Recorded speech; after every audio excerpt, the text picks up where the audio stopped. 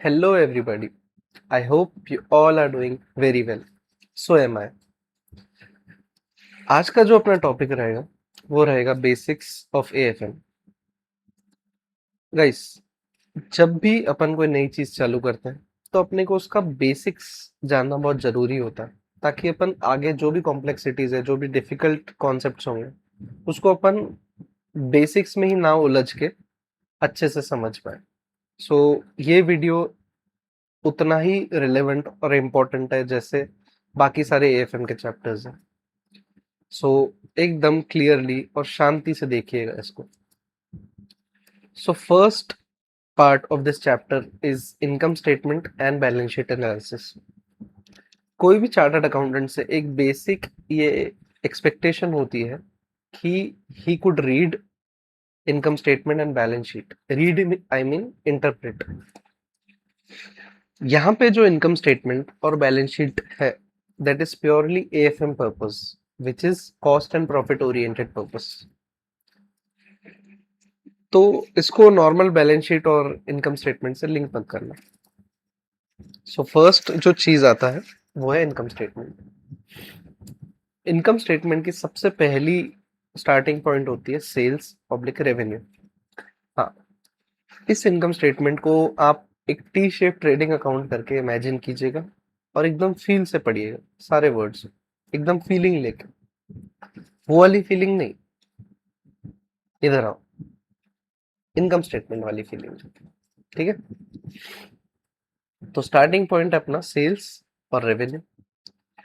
Sales और revenue में से जब अपन सीओजीएस माइनस करते हैं, COGS is nothing but the direct expenses which is purchases, other direct expenses etcetera. So sales minus COGS would be gross profit और gross margin.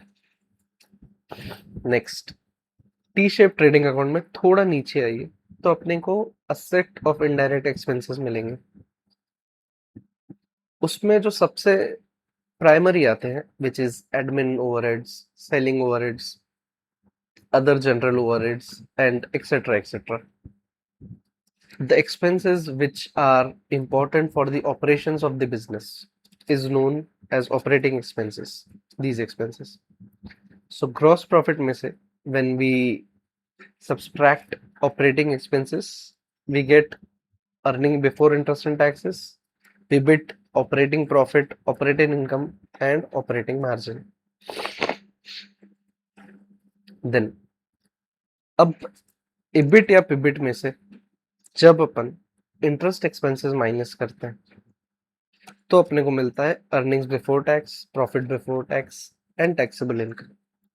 आपने एक चीज नोटिस की होगी कि इतने इतने सारे नाम क्यों लिखे हैं मैंने यहाँ पे और आगे भी, क्योंकि एग्जामिनर क्या होता है, कई बार आपको इबिट नहीं देगा या पिबिट नहीं देगा, वो आपको ऑपरेटिंग प्रॉफिट दे देगा, ऑपरेटिंग इनकम दे देगा। तो एग्जाम में अपना हाल क्या होता है कि अगर अपन को थोड़ी सी भी कोई नई चीज दिखती है, अपन सीधा पैनिक मोड में चल जाते हैं और इतनी बेसिक सी चीज को अपन नहीं समझ पाते। इसके कारण अपना पेपर बिगड़ जाता है। तो मैंने हर वो नाम लिख दिया है जिससे कि इनको जाना जाता है, इस इबिट को और पिबिट को। And same goes with EBT and PBT. अब this EBT and PBT are liable to taxes. So after deducting the taxes, we get profit after earnings after tax or profit after tax, net profit, net income और net margin। अब जो भी earnings after tax होता है, इन पे दो holders का हिस्सा होता है, equity share holders and the preference share holders. So सबसे पहले अपन जब प्रेफरेंस डिविडेंड माइनस करते हैं from earnings after tax and profit after tax, we get earnings attributable to equity share holders. अगर अपन प्रैक्टिकली बात करें तो प्रेफरेंस डिविडेंड ऑलमोस्ट हट चुका है हर कंपनी से। कोई भी कंपनी प्रेफरेंस शेयर्स इशू नहीं करती है। सिंपल बेसिक ये रीजन है क्योंकि कंपनी प्रेफरेंस डिविडेंड के बजाय इंटरेस्ट पे करना चाहेगी, बिकॉज इंटरेस्ट के टैक्स बेनिफिट्स हैं। Then earnings attributable to equity share holders के भी दो पार्ट होते हैं। एक पार्ट जब कंपनी चाहे that it would pay the dividend to its shareholders, या तो वो उस पैसे को रिटेन करके रखे for future growth and development. So earnings में से जब अपन डिविडेंड माइनस करते हैं, then we get retained earnings. तो ये थी एक बेसिक इनकम स्टेटमेंट जो आपको थ्रू आउट द एएफएम ध्यान में रखनी है। Then comes the balance sheet. Balance sheet भी ये प्योरली एएफएम पर्पस वाली है, तो नॉर्मल बैलेंस शीट को हटा के सोचना। सो एसेट साइड में होगा fixed assets, current assets, preliminary expenses. Liabilities side में होगा equity share capital, reserves, long term debt, current liabilities. अब इसी बैलेंस शीट से कुछ कैलकुलेटिव डेरिवेशन, कुछ कैलकुलेशंस है जो जो मैंने डिराइव किया। First is total assets. Total assets क्या होगा? Fixed assets plus current assets, एकदम सिंपल। टोटल लायबिलिटीज क्या होगी? Long term liabilities plus current liabilities, again simple. अब वर्किंग कैपिटल क्या होता है? वर्किंग कैपिटल मतलब जो भी मेरे को बिजनेस में day to day running operations करने के लिए जो खर्चा लगता है, that is working capital, which is current assets minus current liabilities. Current assets में क्या आता होगा? Debtors and all, debtors, receivables etcetera. Current liabilities में पेबल्स आता होगा। तो simply we have derived this formula with pure logic, like that I've told you. Next is working net worth, book value और shareholders fund। इसको भी logically सोचना। What is, एक second, what is net worth और shareholders fund, which is क्या होगा? Something that belongs to the shareholder, to the owner. तो owner के पास क्या क्या होता है? इक्विटी शेयर कैपिटल होता है, देन रिजर्व्स एंड सरप्लस होते हैं, एंड जो उसने प्रिलिमिनरी एक्सपेंसेस किए थे before the incorporation of the company, वो माइनस हो जाएगा। तो that would give us the net worth. और ऐसे भी अपन सोच सकते हैं कि total assets minus the total liabilities, which would give us the net worth. Next is capital employed. Capital employed क्या होता है?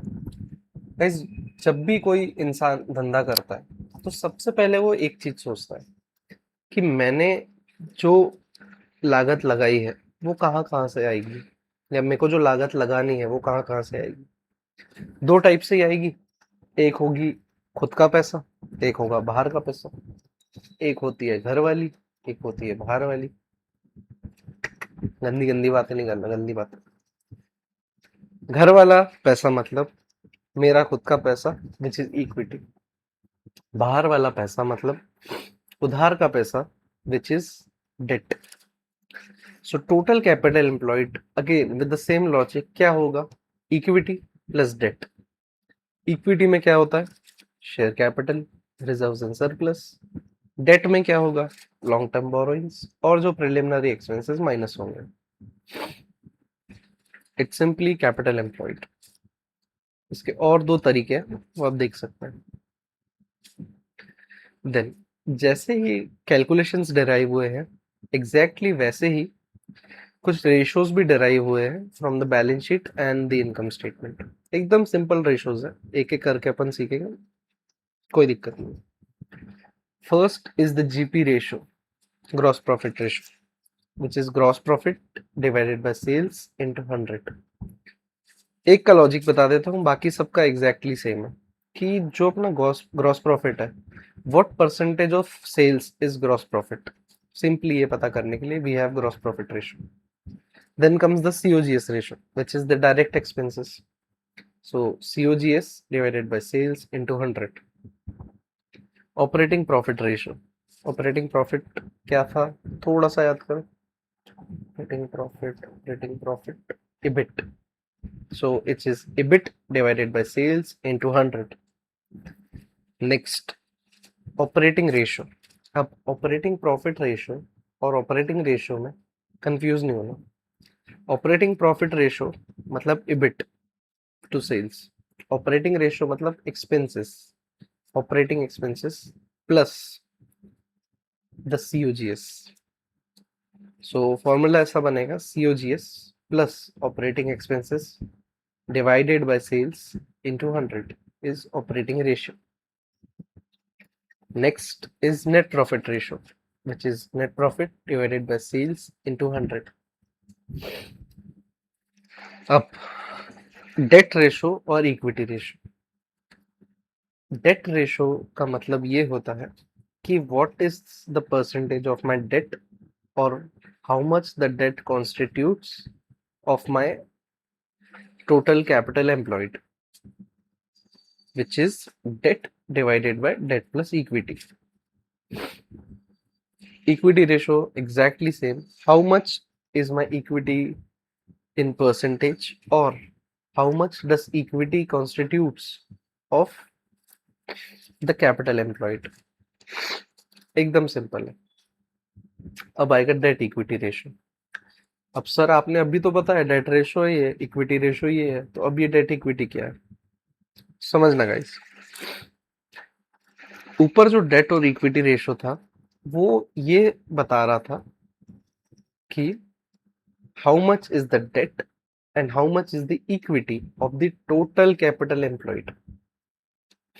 ये जो डेट और इक्विटी रेशियो है ये इक्विटी और डेट का आपस में ही कंपैरिजन है, that how much is debt with respect to equity. Simple. Next comes the assets turnover ratio. अब आगे जितने भी ये टर्नओवर वाले रेशियोज रहेंगे, जैसे एसेट्स टर्नओवर, फिक्स्ड एसेट, उसमें जो न्यूमरेटर है वो हमेशा सेल्स रहेगा और उसका जो करस्पॉन्डिंग सामने वाला वर्ड है, फॉर एग्जांपल इसमें एसेट्स है, डिनोमिनेटर में एसेट्स रहेगा ऐसा। सो एसेट्स टर्नओवर रेशियो क्या बना, sales divided by assets into 100। Fixed asset turnover ratio क्या होता, sales divided by fixed assets into 100। Current assets का रेशियो क्या होगा, sales divided by current assets into 100। Inventory का रेशियो क्या होगा, sales divided by inventory into 100। And debtor का क्या होगा, sales divided bye debtor into 100। थोड़ा फास्ट इसीलिए गया मैं क्योंकि इसमें कुछ समझाने जैसा नहीं है, it's just to remember logically. Next, assets to sales ratio. Assets to sales ratio ये बताता है कि how much times is my assets to sales. For example मेरा एसेट्स है 1000 करोड़ के और मेरी सेल है 100 crore, so my assets are 10 times the sales. Next is interest coverage ratio. Interest coverage ratio जैसे कि नाम से ही आप थोड़ा गेस कर सकते हो कि हाउ मेनी टाइम्स और how much the interest can be covered by EBIT. Example से समझाता हूँ, मेरा इबिट है 100 करोड़ का, इंटरेस्ट है 10 करोड़ का, so my EBIT is going to cover the interest 10 times, which is interest coverage ratio. The more the better interest coverage ratio. Interest and fixed dividend coverage ratio, which is profit after tax plus interest। अब profit after tax plus interest को एक और नाम से जाना जाता है जो अपन आगे पढ़ेंगे, विच इज नो पैट। याद रखना ये आगे काम आएगा। Net operating profit after tax, NOPAT. So NOPAT divided by interest plus preference capital is the interest and fixed coverage dividend coverage ratio. अब capital gearing ratio. Capital gearing ratio को आप simple ऐसे याद रखना कि fixed bearing instruments divided by the equity instruments. Fixed bearing instruments में क्या क्या आएगा, डेट आएगा और प्रेफरेंस शेयर कैपिटल आएगा। देन इक्विटी इंस्ट्रूमेंट्स में क्या आएगा, equity share capital and reserves and surplus. एकदम simple. Next, earning per share. ये कुछ 3-4 जो अपन देख रहे हैं यहाँ पे फॉर्मूलेस, ये अपने को वैल्यूएशन चैप्टर में काम आएंगे। earning per share is itash earnings attributable to equity shareholders divided by number of equity shares. Dividend per share is dividend on equity shares divided by number of equity shares. Book value per share, which is net worth, याद है? So book value divided by number of equity shares. अब dividend payout ratio. Dividend payout ratio is a ratio that the company decides how much the company has to pay to its shareholders, which is simply dividend divided by earnings attributable to equity shareholders. इसी को अपन पर share में भी calculate कर सकते हैं as in dividend per share divided by earnings per share. Simple. अब जैसे ही डिविडेंड पे आउट रेशो रहता है वैसे ही रिटेन्ड अर्निंग्स रेशो रहता है. मतलब कि कंपनी ने कितना पैसा रिटेन किया है in percentage for the future growth. Retain earnings ratio क्या होगा? Retain earnings divided by earnings attributable to equity share holders. अब इन दोनों का जो टोटल होगा रिटेन अर्निंग्स और डिविडेंड वो 1 होगा. तो अगर से एग्जाम्पल में दिया हुआ है कि डिविडेंड पे आउट इज 0.40 तो रिटेन अर्निंग्स कितना हुआ? 0.60. सिंपल.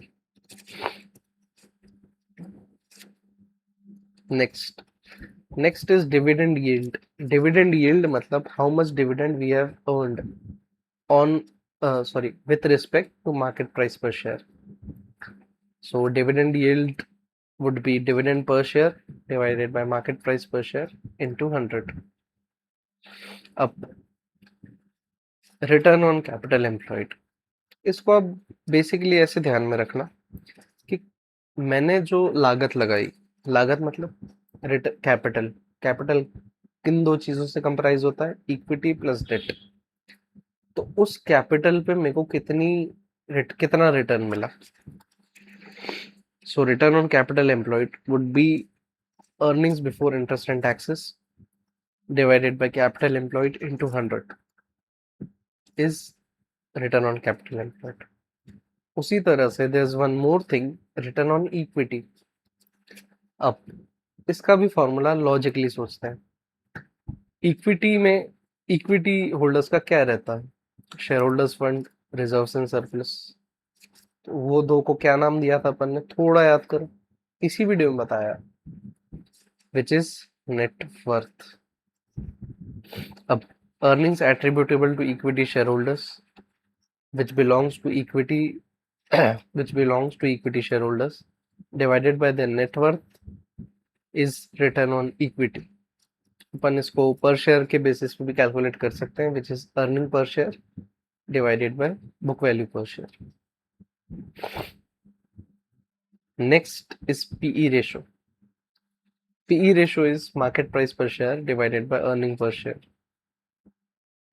अब ये एक चीज याद रखना जो आगे कुछ क्वेश्चंस में अपने को काम आएगी कि there are at times when return on equity is calculated on the basis of market price per share. यहाँ जो अपन ने रिटर्न ऑन इक्विटी देखी वो थी बुक वैल्यू पर शेयर पे. कोई क्वेश्चन में अपने को मार्केट प्राइस के हिसाब से कैलकुलेट करनी रहेगी. उसमें फॉर्मूला क्या बनेगा? Earning per share divided bye market price per share. अब रिटर्न ऑन इक्विटी का फॉर्मूला बना earning per share divided bye market price per share. इसको देख के एक फॉर्मूला याद आता है. जैसे आपको नहीं कोई फोटो देख ली, कुछ गिफ्ट देख लिया तो यार उसकी याद आ गई, तो वो याद कुछ काम की भी नहीं होती, उल्टा ही डिस्ट्रैक्ट करती है. इससे अच्छा फॉर्मूला को ध्यान रखो ताकि अगर वो याद आए तो आपको काम में आए. तो इसको देख के अपने को पी रेशो याद आता है कि पी रेशो भी कुछ ऐसा ऐसा ही था, बट वो था market price per share divided by earning per share.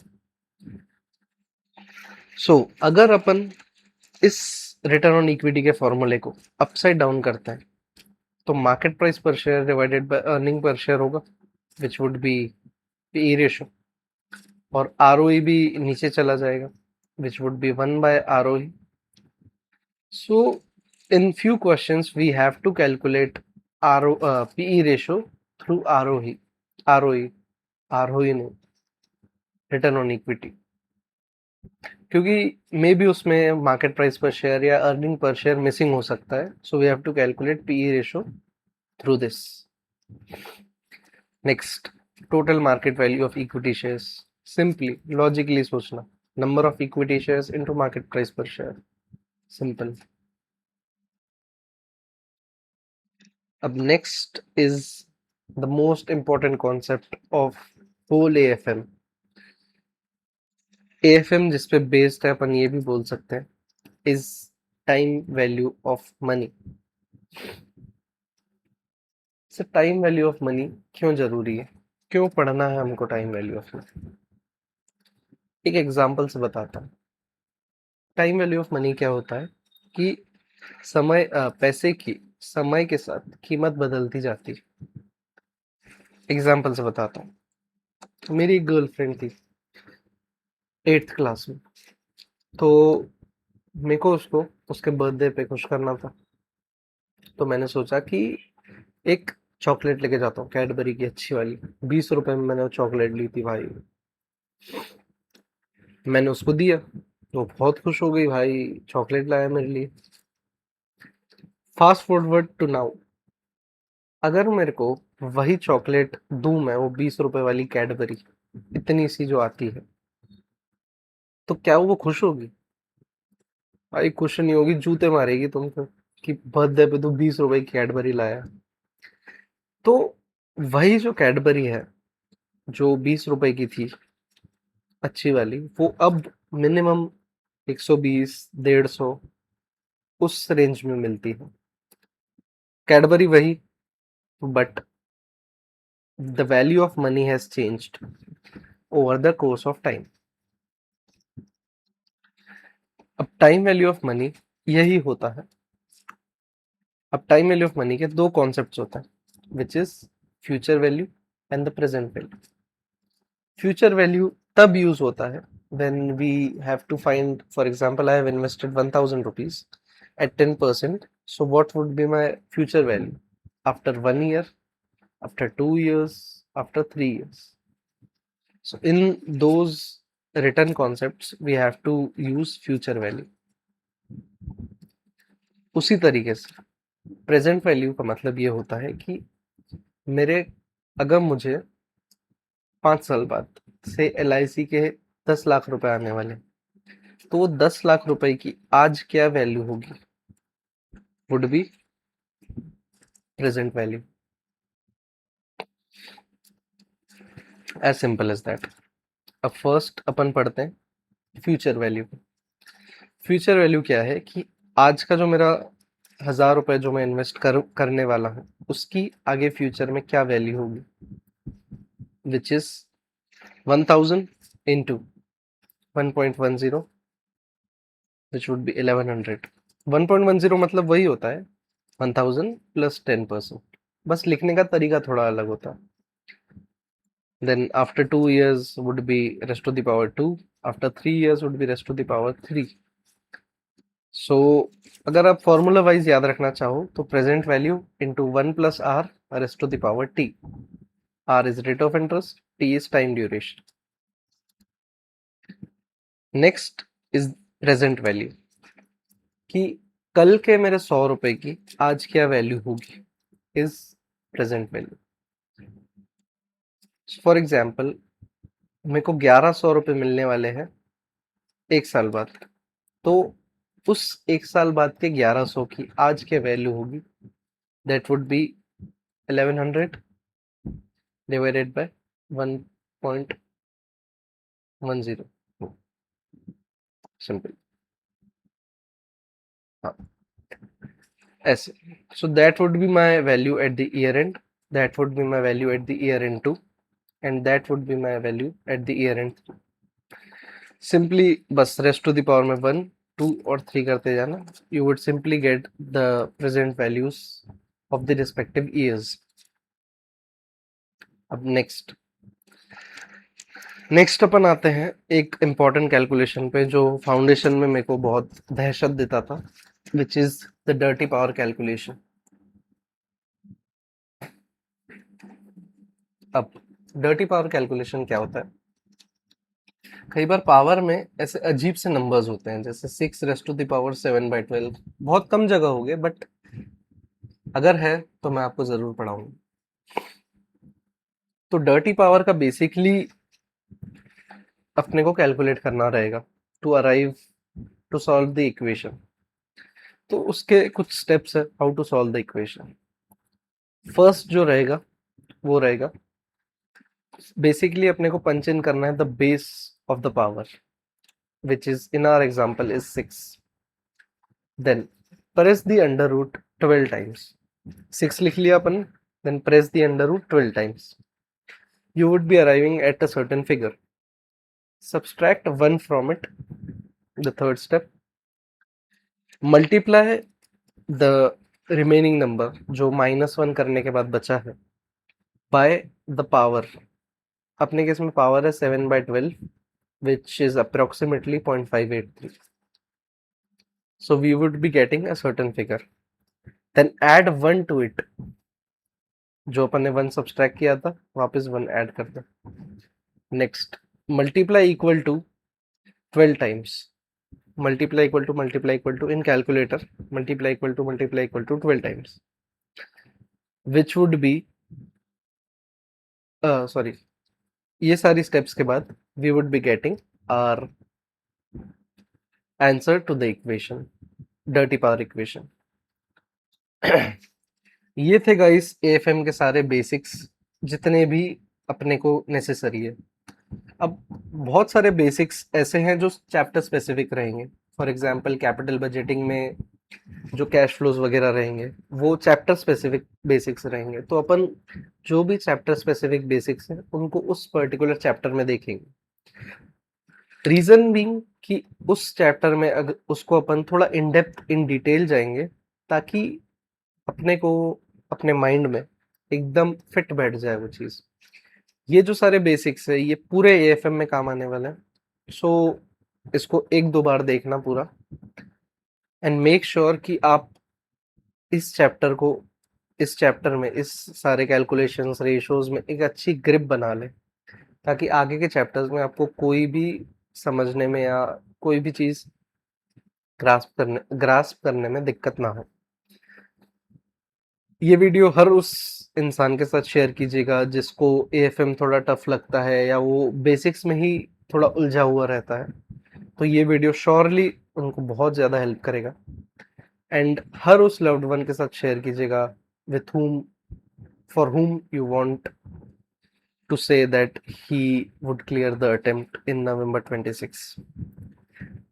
Guys, आपको कुछ भी इस वीडियो पे लगा हो लाइक सर आपको ये ऐड ऑन करना चाहिए, सर आपको कुछ और एक्स्ट्रा बताना चाहिए, या ये ऐसा नहीं वैसा बोलना चाहिए, so I am open to all those comments in the comment section. आप मेरे को बता सकते हैं कि मैं क्या और ऐड ऑन कर सकता हूँ या क्या मैं और बेहतर कर सकता हूँ ताकि I would provide more value in your journey of becoming a CA. I would be very happy to do that. So with this, like and share this video and subscribe the channel for more such videos. In next 1 to 2 days, I would be uploading the first chapter revision video, which is the security valuation. So stay tuned, stay subscribed, and thank you. Bye bye.